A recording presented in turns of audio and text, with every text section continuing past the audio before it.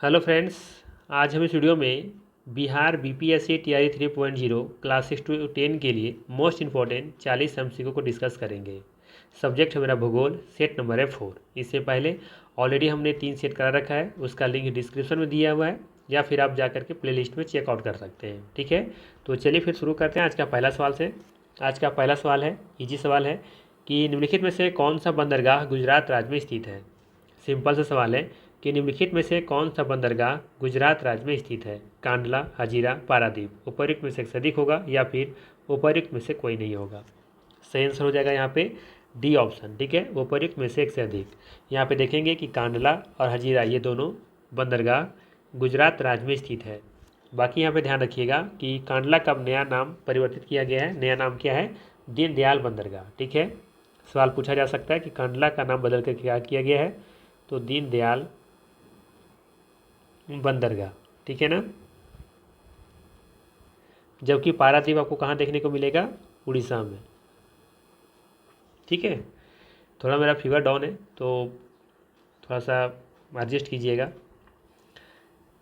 चलिए आगे देखते हैं। बाकी दो नाम यार भी याद रख सकते हैं। एक है मंगलौर और दूसरा है आपका हल्दिया। ठीक है, मंगलौर आपको कर्नाटक में देखने को मिलेगा जबकि हल्दिया बंदरगाह पश्चिम बंगाल में स्थित है। ठीक है, नेक्स्ट है, निम्नलिखित में से कौन सा यूनेस्को की अमूर्त सांस्कृतिक विरासत नहीं है। सवाल है, निम्नलिखित में से कौन सा यूनेस्को की अमूर्त सांस्कृतिक विरासत नहीं है। नवरोज, रानी की वाव, रम्मान।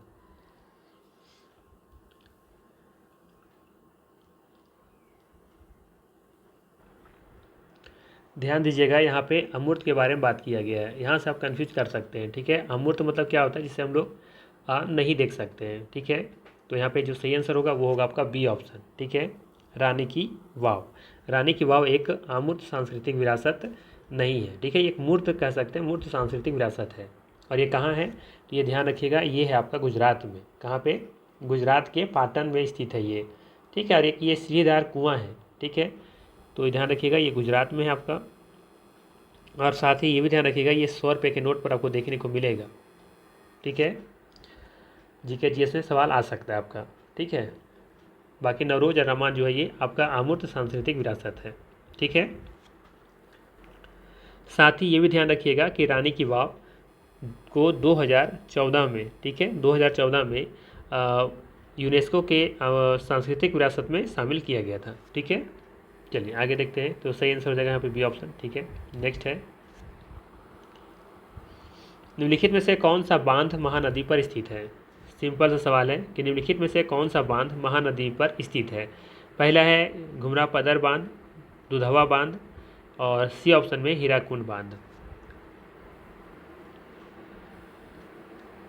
सबसे पहले तो ये जानिए कि महानदी ये कहाँ है का ये प्रमुख नदी है। तो ये देखेंगे ये आपका उड़ीसा है ना, ये उड़ीसा की एक प्रमुख नदी है। ठीक है, तो ये ध्यान रखिएगा। यहाँ पे जो सही आंसर होगा वो होगा डी ऑप्शन। ठीक है, घुमरा पदर बांध, दुधावा बांध, हीराकुंड बांध ये सभी महानदी पर ही स्थित है। ठीक है, चलिए आगे देखते हैं। नेक्स्ट है,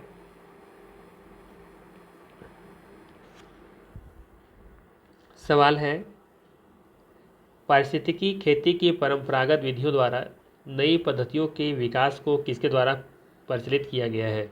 सवाल है, पारिस्थितिकी खेती के परंपरागत विधियों द्वारा नई पद्धतियों के विकास को किसके द्वारा प्रचलित किया गया है।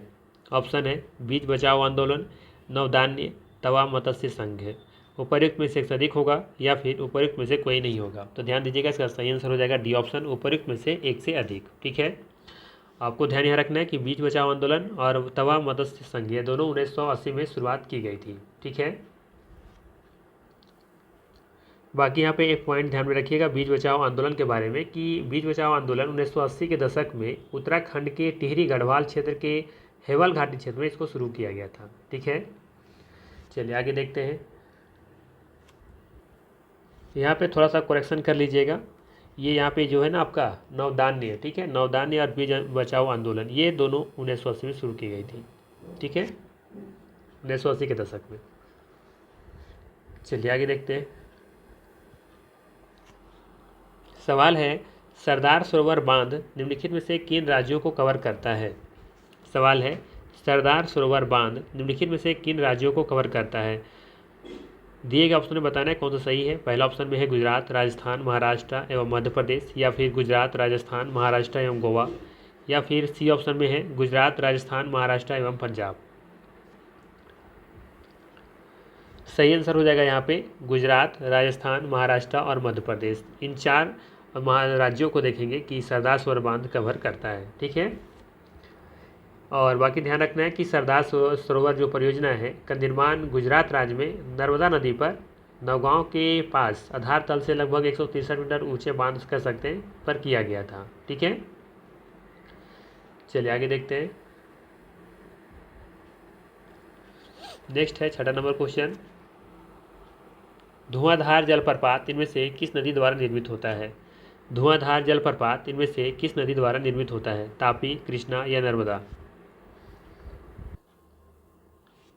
सही आंसर हो जाएगा आपका नर्मदा। ठीक है, और नर्मदा नदी के बारे में तो जानते ही होंगे, ये अमरकंटक से निकलती है, अमरकंटक की पहाड़ियों से निकलती है जो कि मध्य प्रदेश में है। ठीक है, चलिए आगे है। आज थोड़ा डिस्कस हम कम करेंगे क्योंकि थोड़ा सा मेरा फीवर सही नहीं है। घाघरा नदी को पहाड़ी क्षेत्र में किस नाम से जाना जाता है? सवाल है, घाघरा नदी को पहाड़ी क्षेत्र में किस नाम से जाना जाता है? राप्ती, शारदा या करनाली? उपयुक्त में से अधिक होगा या उपयुक्त में से कोई नहीं होगा? ध्यान रखिएगा, सही आंसर हो जाएगा करनाली। ठीक है, घाघरा नदी को पहाड़ी क्षेत्र में किस नाम से जाना जाता है? तो ये करनाली के नाम से जाना जाता है। और साथ ही यहाँ पे जो 2 ऑप्शन दिख रहे हैं ना, राप्ती और शारदा, ये दोनों घाघरा नदी की सहायक नदी है। ठीक है, और घाघरा फिर देखेंगे कि ये गंगा नदी की सहायक नदी है। ठीक है, और कमेंट करके मुझे बताइए कि घाघरा नदी का उद्गम स्थल कहाँ है। ठीक है, और घाघरा जानते ही होंगे आप लोग कि बिहार का एक प्रमुख नदी है। चलिए आगे देखते हैं। नेक्स्ट है, सवाल दिया है, विभिन्न देशों में स्लैश और बर्न कृषि के प्रयुक्त नामों के लिए दिए गए कूट से सही विकल्प का चयन कीजिए। इधर देश का नाम दिया है, इधर स्लैश और बर्न कृषि का नाम दिया हुआ है। पहला दिया है मैक्सिको, मैक्सिको। ठीक है, ब्राज़ील, वियतनाम, इंडोनेशिया। तो ध्यान रखिएगा, मैक्सिको का हो जाएगा आपका मिल्पा। ठीक है, ब्राज़ील को किसने रोका? वियतनाम रे, और इंडोनेशिया लदांग। मलेशिया भी का भी लदांग ही है। ठीक है, तो यहाँ पे आप लोग ऑप्शन को मैच कर लीजिएगा। ए का 2 दिख रहा है तो सी ऑप्शन से दिख रहा है सही आंसर में। ठीक है, बाकी पूरा भी मैच आप लोग जरूर कर लेंगे, और नहीं होगा तो फिर ई ऑप्शन सही होगा। नेक्स्ट है, भूदान ग्रामदान आंदोलन, जिसे रक्तहीन क्रांति के नाम से भी जाना जाता है, किसके द्वारा शुरू किया गया था? ये सवाल कुछ दूसरे तरीके से बीपीएससी टीआरई जो एग्जाम हुआ था उसमें पूछे गए थे। ठीक है, वहाँ पे रक्तहीन क्रांति के बारे में पूछा गया था कि रक्तहीन क्रांति को और किस नाम से जाना जाता है। ठीक है, या फिर शायद ऐसा था कि भूदान ग्रामदान जो आंदोलन है उसको किस नाम से और जाना गया था, तो ये था रक्तहीन क्रांति के नाम से। तो यहाँ बताने से शुरुआत कौन किया था? तो सही आंसर हो जाएगा विनोबा भावे। ठीक है, बात करें हम इसको शुरुआत कब की गई थी, तो 1951 में इसको शुरुआत किया गया था। ठीक है, याद रहेगा ना, 1951 याद रखिएगा। चलिए आगे देखते हैं। नेक्स्ट है, रियो पृथ्वी शिखर सम्मेलन जो कि 1992 में हुआ था, एजेंडा 21 में निहित है। क्या निहित है इसमें? पर्यावरण संरक्षण, वैश्विक सतत विकास, विश्व शांति, उपयुक्त में से अधिक या फिर में से कोई नहीं?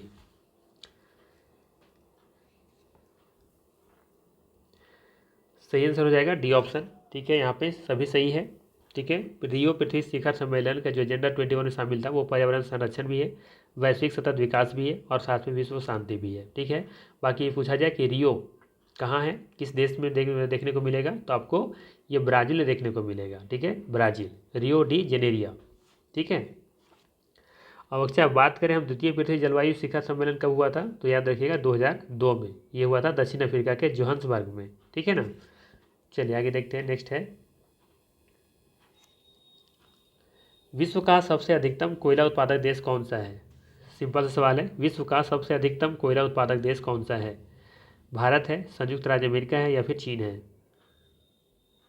सही आंसर हो जाएगा चीन। ठीक है, चीन यहाँ पे बिल्कुल सही आंसर होगा। बाकी यहाँ पे कुछ का लिस्ट है उसको याद रखिएगा, जैसे कि बात करें हम जूट का। ठीक है, जूट का सर्वाधिक उत्पादन कौन करता है? चांदी का कौन करता है? ठीक है, उसी तरीके से यूरेनियम के बारे में बात कर लें हम, ठीक है। गन्ना के बारे में बात कर लें,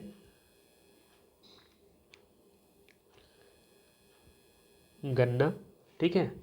और रबर, इस बात सोना, हम बात करें इसका उत्पादन के बारे में, ठीक है। और चलिए आगे देखते हैं इसमें हम लोग कौन कौन यहाँ पे सही आंसर होगा। जैसे जूट है, तो जूट का सर्वाधिक जो उत्पादन करता है वो है भारत। चांदी का सबसे ज़्यादा उत्पादन करता है मैक्सिको, ठीक है। जबकि यूरेनियम का करता है कजाकिस्तान।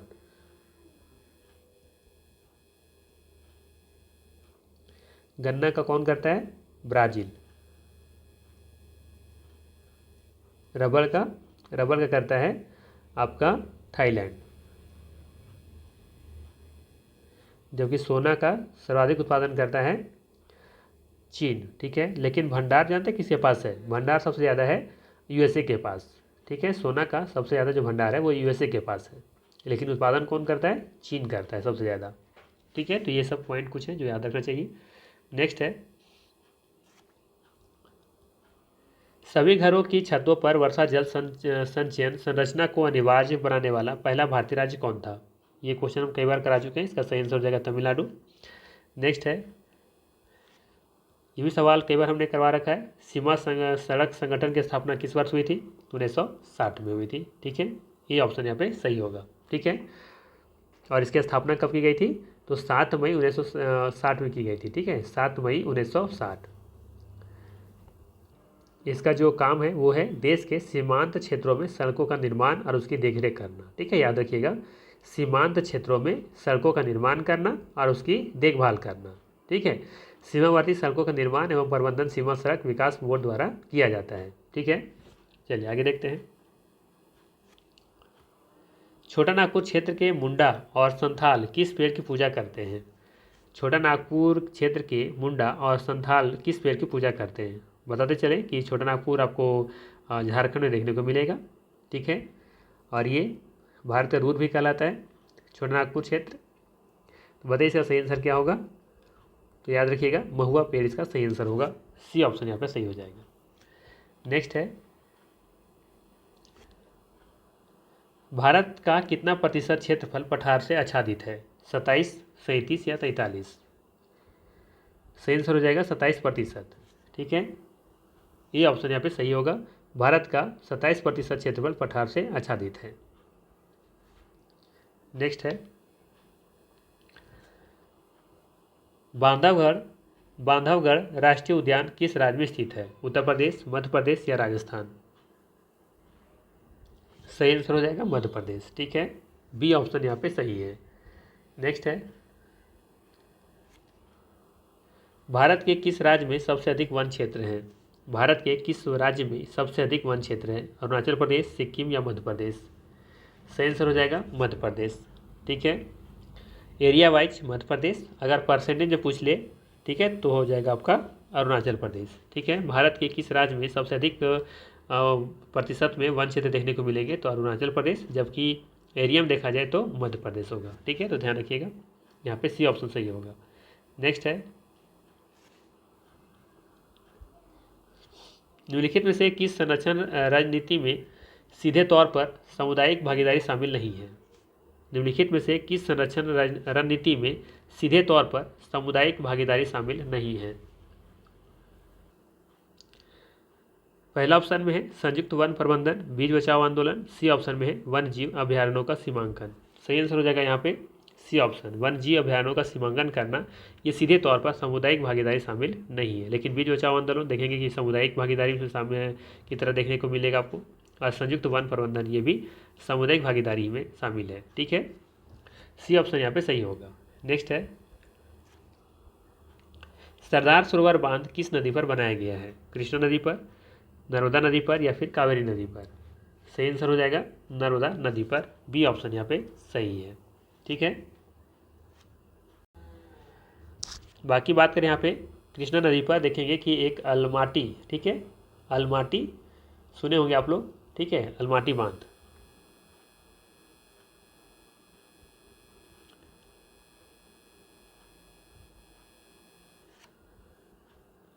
तो ध्यान रखिएगा, कृष्णा नदी पर एक आलमाटी बांध बनाया गया है। नेक्स्ट है, भारत के किस राज्य में वर्षा जल के पलार या पालर पानी कहा जाता है? भारत के किस राज्य में वर्षा जल को पलार या पालर पानी कहा जाता है? हरियाणा, पंजाब, राजस्थान। तो याद रखिएगा, भारत के राजस्थान राज्य में वर्षा जल को पलार या पालर पानी कहा जाता है। सी ऑप्शन यहाँ पे सही होगा। ठीक है, चलिए आगे देखते हैं। निम्नलिखित में से कौन सा जीव पचमढ़ी बायोस्फीयर रिजर्व में पाए जाने वाले जीवों में शामिल है? सवाल है, निम्नलिखित में से कौन सा जीव पचमढ़ी बायोस्फीयर रिजर्व में पाए जाने वाले जीवों में शामिल है? सांभर, बारहसिंगा, चिंकारा। सही आंसर हो जाएगा यहाँ पे आपका चिंकारा। ठीक है, सी ऑप्शन यहाँ पे सही होगा। ठीक है, ध्यान रखिएगा, सी ऑप्शन सही है। चिंकारा जो है वो जो जीव है वो पंचमढ़ी बायोस्फीयर रिजर्व में पाए जाते हैं। ठीक है, पंचमढ़ी बायोस्फीयर रिजर्व देखेंगे तो ये मध्य प्रदेश राज्य के होशंगाबाद जिले में है। ठीक है, और इसकी स्थापना कब की गई थी? तो ध्यान रखिएगा, इसका स्थापना 1999 में किया गया था। ठीक है, नेक्स्ट है, अंकलेश्वर तेल क्षेत्र किस राज्य में स्थित है? गुजरात में, महाराष्ट्र में या फिर राजस्थान में? सही आंसर हो जाएगा आपका गुजरात। ये ऑप्शन यहाँ पे सही है। ठीक है, अंकलेश्वर तेल क्षेत्र गुजरात राज्य में स्थित है। बात करें हम अंकलेश्वर क्षेत्र में पहला तेल कुआं की खोज 1958 में खुदाई की गई थी। ठीक है, मतलब प्रारंभ किया गया था, ये ध्यान रखिएगा। नेक्स्ट है, पार्वती घाटी का भूतापीय संयंत्र कहाँ स्थित है? पार्वती घाटी का भूतापीय संयंत्र कहाँ स्थित है? जम्मू और कश्मीर, लद्दाख, हिमाचल प्रदेश। सही आंसर हो जाएगा सी ऑप्शन, पार्वती घाटी का भूतापीय संयंत्र हिमाचल प्रदेश में स्थित है। सी ऑप्शन यहाँ पे सही होगा। ठीक है, चलिए आगे देखते हैं। लद्दाख में बात करें हम तो यहाँ पे एक पूगा घाटी भूतापीय संयंत्र है, ध्यान रखिएगा। ठीक है, यहाँ पे एक क्या है? पूगा। ठीक है, पूगा घाटी भूतापीय संयंत्र है। ठीक है, चलिए आगे देखते हैं। नेक्स्ट है, कौन सी नदी महाराष्ट्र में महाबलेश्वर से निकलती है और सांगली से गुजरते हुए बंगाल की खाड़ी में मिल जाती है? कृष्णा, तापी या नर्मदा? सही आंसर हो जाएगा यहाँ पे आपका ए ऑप्शन, कृष्णा नदी। कृष्णा जो है वो महाराष्ट्र में महाबलेश्वर से निकलती है और सांगली से गुजरते हुए बंगाल की खाड़ी में मिल जाती है। ठीक है, बाकी तापी नर्मदा के बारे में तो लोग जानते ही होंगे। नर्मदा जो है वो अमरकंटक से निकलती है जो कि मध्य प्रदेश में है। ठीक है, बाकी ध्यान रखिएगा ताप्ती नदी के बारे में कि ये दक्षिण मध्य प्रदेश राज्य में केंद्रीय दक्कन पठार के गाविलगढ़ पहाड़ियों से निकलती है। ठीक है, गाविलगढ़ पहाड़ी से। नेक्स्ट है, भारत में खाद की सर्वाधिक खपत किस राज्य में होती है? भारत में खाद की सर्वाधिक खपत किस राज्य में होती है? केरल में, तमिलनाडु में या फिर पंजाब में? सही आंसर हो जाएगा पंजाब। ठीक है, भारत में खाद की सर्वाधिक खपत पंजाब राज्य में होती है। ठीक है, और ये भी पता होगा आपको कि पंजाब जो है वो हरित क्रांति का सबसे सफल रहा था, यानी सर्वाधिक सफल वाला राज्य रहा था हरित क्रांति के क्षेत्र में। नेक्स्ट है, निम्नलिखित में से लेटेराइट मिट्टी कहाँ पाई जाती है? तमिलनाडु में, कर्नाटक में या फिर उड़ीसा में? उपयुक्त में से अधिक होगा या फिर उपयुक्त में से कोई नहीं? सही आंसर होगा यहाँ पे उपयुक्त में से एक से अधिक। ठीक है, डी ऑप्शन यहाँ पे सही हो जाएगा। ध्यान रखिएगा, लेटेराइट मिट्टी में आयरन और सिलिका की बहुलता होती है, यानी कि अधिक मात्रा में पाई जाती है। लेटेराइट मिट्टी में आयरन और सिलिका की जो होती है प्रचुरता देखने को मिलती है। ठीक है, नेक्स्ट है, धुआंधार जलप्रपात इनमें से किस नदी द्वारा निर्मित होता है? शायद एक क्वेश्चन रिपीट किया है, इसका आंसर हो जाएगा आपका सी ऑप्शन, नर्मदा नदी। नेक्स्ट है, सिंधु गंगा के मैदान की नई जलोढ़ मिट्टी को किस नाम से जाना जाता है? सिंधु गंगा के मैदान की नई जलोढ़ मिट्टी को किस नाम से जाना जाता है? खादर, ऊसर या रेगूर? सही आंसर हो जाएगा आपका ए ऑप्शन, खादर। ठीक है, ध्यान रखिएगा, सही आंसर हो जाएगा खादर। नई जलोढ़ मिट्टी को खादर के नाम से जाना जाता है, जबकि पुरानी जलोढ़ मिट्टी को क्या कहते हैं, बांगर कहते हैं। ठीक है, और रेगुर मिट्टी किसको कहते हैं, काली मिट्टी को कहते हैं। ठीक है ना, और काली मिट्टी को पता होगा कि कपास के लिए क्या होता है, बहुत ही अच्छा मिट्टी होता है। नेक्स्ट है, 10 डिग्री चैनल पृथक करता है, किसको पृथक करता है, अलग किसको करता है, अंडमान को निकोबार द्वीप समूह से, या फिर अंडमान को म्यांमार से, या फिर भारत को श्रीलंका से। सही आंसर हो जाएगा आपका A option, 10 degree channel Andaman एवं निकोबार को पृथक करता है। ये ऑप्शन यहाँ पे सही है। ठीक है, बाकी ध्यान रखिएगा, भारत और श्रीलंका को अलग करता है कौन है, पाक स्टेट। नेक्स्ट है, भारत में ग्रीष्मकालीन मानसून के प्रवाह की समान दिशा क्या है। भारत में ग्रीष्मकालीन मानसून के प्रवाह की समान दिशा क्या है, दक्षिण से उत्तर, दक्षिण पश्चिम से दक्षिण पूर्व, दक्षिण पश्चिम से उत्तर पूर्व। सही आंसर हो जाएगा आपका सी ऑप्शन। ठीक है, भारत में ग्रीष्मकालीन मानसून की जो सामान्य दिशा है वो दक्षिण पश्चिम से उत्तर पूर्व की ओर है। ठीक है, अर्थात बात करें अगर ये कुछ इस तरीके से भारत है तो यहाँ से निकलती हुए इस तरीके से जाती है। ठीक है, तो सही आंसर हो जाएगा आपका सी ऑप्शन। नेक्स्ट है, भारत के उपोष्ण कटिबंधीय वनस्पति क्षेत्र में वार्षिक औसत तापमान की सीमा क्या है।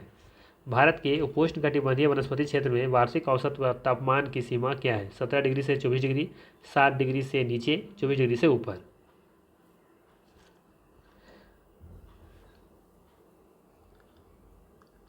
सही आंसर हो जाएगा आपका सी ऑप्शन। ठीक है, भारत में ग्रीष्मकालीन मानसून की जो सामान्य जो दिशा है, फिर से सुनिएगा, भारत के उपोष्ण कटिबंधीय वनस्पति क्षेत्र में वार्षिक औसत तापमान की सीमा जो है ना वो 17 डिग्री सी से 24 डिग्री सी के बीच रहता है। ठीक है, अर्थात यहाँ पे ये ऑप्शन सही होगा। ठीक है, और यहाँ पे देखेंगे कि जो वर्षा होती है ऐसे वन क्षेत्र में जो वर्षा होती है वो जहाँ पे वार्षिक वर्षा देखने को मिलेगा आपको 200 सेंटीमीटर से अधिक। ठीक है, नेक्स्ट है, निम्नलिखित में से किस राज्य को अत्यधिक कुपोषण के कारण भारत का इथोपिया कहा जाता है। सवाल है, निम्नलिखित में से किस राज्य को अत्यधिक कुपोषण के कारण भारत का इथोपिया कहा जाता है। सही आंसर हो जाएगा यहाँ पे मध्य प्रदेश। लेकिन अब देखेंगे यहाँ पे काफ़ी सुधार हुआ है तो अब नहीं कहा जा सकता, लेकिन कुछ समय पहले जब यहाँ पे स्थितियाँ ज़्यादा गंभीर थी तो भारत का ये इथोपिया कहा जाता था। ठीक है, लेकिन अब परिस्थितियाँ थोड़ा बदली है यहाँ पे। नेक्स्ट है, खरीफ की फसल बोई जाती है, खरीफ की फसल बोई जाती है दक्षिण पश्चिम मानसून के प्रारंभ होने पर, दक्षिण पश्चिम मानसून के अंत में, या फिर उत्तरी पूर्वी मानसून के प्रारंभ होने पर। ध्यान दीजिएगा, खरीफ की फसल दक्षिण पश्चिम मानसून के प्रारंभ होने पर बोई जाती है। ये ऑप्शन यहाँ पे सही होगा। ठीक है, और बात करें हम खरीफ फसल में कौन कौन आते हैं तो चावल है, ज्वार है, मक्का है, कपास होगा आपका, मूंग है, ये सभी देखेंगे कि खरीफ फसल में आते हैं। ठीक है, और अवधि यदि पूछ लिया जाए आपसे कि इनकी जो अवधि होती है वो कब से कब तक होती है तो जून से लेकर के अक्टूबर तक होती है। ठीक है, नेक्स्ट है, भारत के प्रमुख लौह और इस्पात उद्योग किस पठार पर स्थापित हैं। भारत के प्रमुख लौह और इस्पात उद्योग किस पठार पर स्थापित हैं या स्थित हैं, तो बताना ऑप्शन में है दक्कन पठार, मालवा पठार, छोटा नागपुर पठार।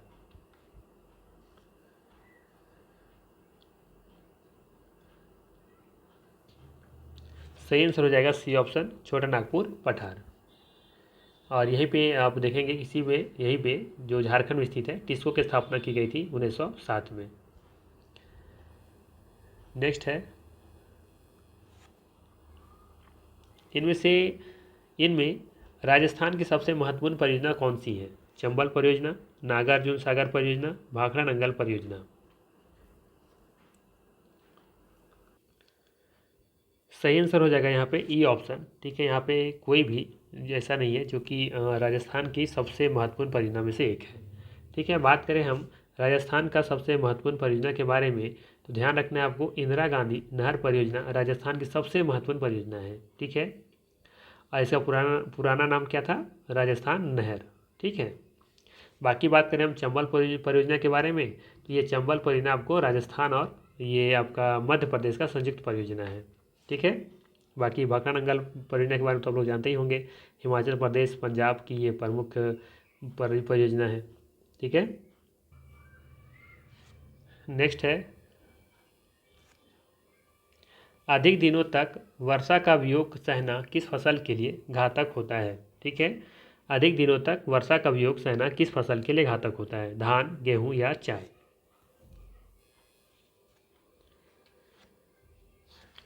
यहाँ पे सही आंसर हो जाएगा आपका चाय। ठीक है, सी ऑप्शन यहाँ पे सही होगा।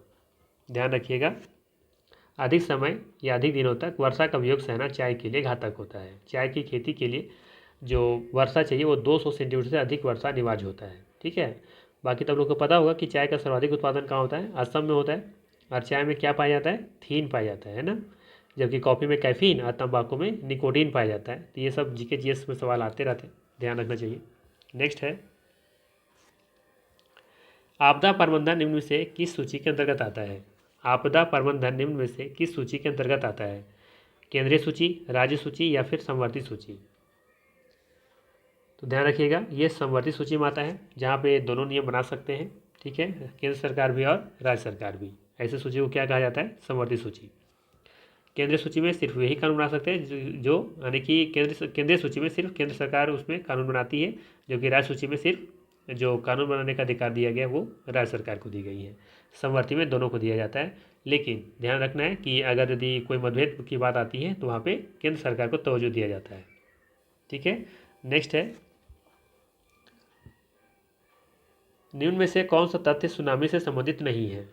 निम्न में से कौन सा तथ्य सुनामी से संबंधित नहीं है। पहला है, किसी पर्वत की ऊंची चोटी पर होने वाले प्राकृतिक घटना है, महासागर में होने वाली प्राकृतिक घटना है, इसके होने का मूल कारण भूकंप है। सुनामी के बारे में हमको बताना है।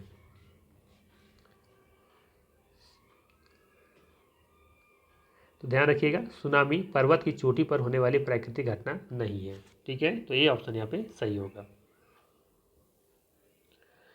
नेक्स्ट है, ऊसर मृदा किस जिले में पाई जाती है। ऊसर मृदा किस जिले में पाई जाती है, मुंगेर में, पश्चिम चंपारण में या फिर सिवान में।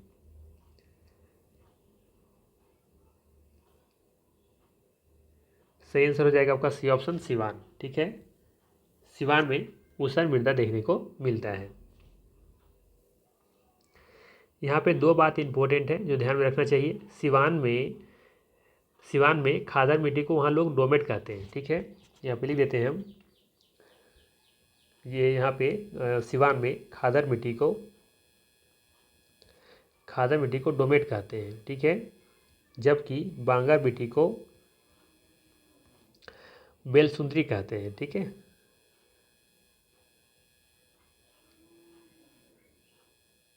ठीक है ना, तो इसको ध्यान रखिएगा।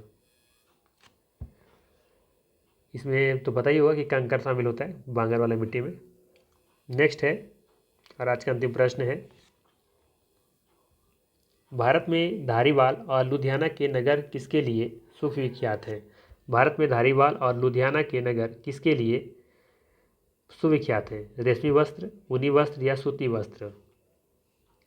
तो ध्यान दीजिएगा, भारत में धारीवाल और लुधियाना के नगर ऊनी वस्त्र के लिए सुविख्यात है। यहाँ पे बी ऑप्शन सही होगा। ठीक है, बाकी यहाँ पे एक सवाल आ सकता है, उसको ध्यान में रखिएगा कि विश्व में सर्वाधिक ऊन का निर्यातक देश कौन है, तो वो है ऑस्ट्रेलिया। ठीक है, विश्व में सर्वाधिक ऊन का निर्यातक देश ऑस्ट्रेलिया है। ठीक है, तो ये था मोस्ट इंपोर्टेंट 40 MCQ जो सवाल आने की संभावना है, उसमें काफ़ी डिटेल से हमने बताया है। अगर वीडियो अच्छा लगा हो तो लाइक ज़रूर कीजिएगा। बाकी मिलते हैं हम लोग फिर इसी तरह के नेक्स्ट वीडियो में।